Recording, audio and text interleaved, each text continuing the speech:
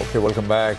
So we got the market down, 10 points? 16,846 is where we are at. So, I mean, that 2025 odd point flurry that we saw on the upside, that is all but gone.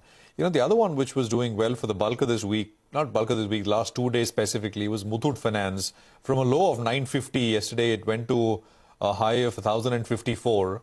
But today it's down again, about 2% or so. I think Manappuram also had a decent kind of run. But I mean, from the lows, it came up a little bit, 5-6%, and today it's flattish. Deven, any thoughts on these gold financiers? I think currently the situation, Prashant, is more also because of the festive season.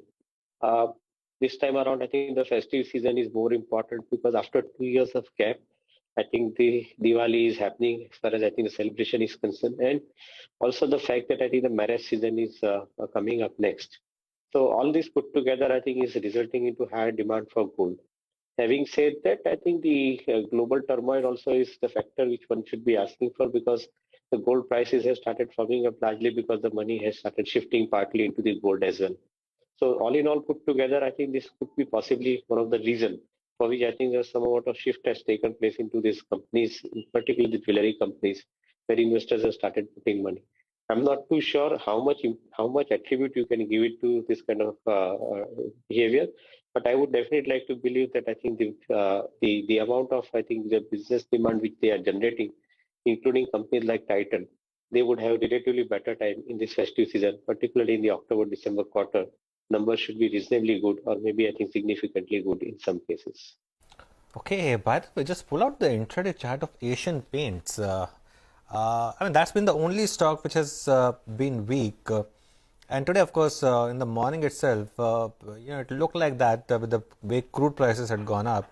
But this is very interesting. I mean, normally Asian Paints does not fall like this. I mean, 5%. And what it's done is, when we started trade, it was practically at all-time high. So it's just seen that correction.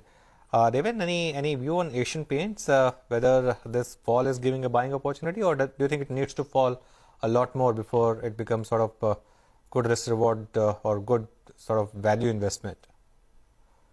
Well, I think that would be always a wish from Yeah. long-term investors that if the stock price falls, I think one should be buying into this particular company. However, having said that, I think they have reasonably good amount of abilities to meet the cost pressures. I think one they have got a big scale. I think in which they are operating. The backward integration I think is extremely powerful. Supply chain I think possibly helping them in I think keeping the cost under control. And more importantly, the opportunity which is now there, which I talked about for other sectors, I think is there for paint as well. Like I think you are having the better sales in housing sector, which is also resulting into I think better offtake for paint. And at the same time, I think the home decor segment in which the company has moved into is systematically making more progress in variety of verticals in which they are including lighting, including the sanitary wares and others, among others. So from a perspective of looking at, I think this particular company, yes, I think expensively traded. If it comes down, nothing like it. But at the same time, I think has much better ability to possibly, I think, meet the cost pressure and also pass it on to the consumer, given the strength of the market and the demand that they are having at this point of time. All right, Devin, got that. Thank you very much for your time. Good speaking with you. Appreciate you joining in today on the show.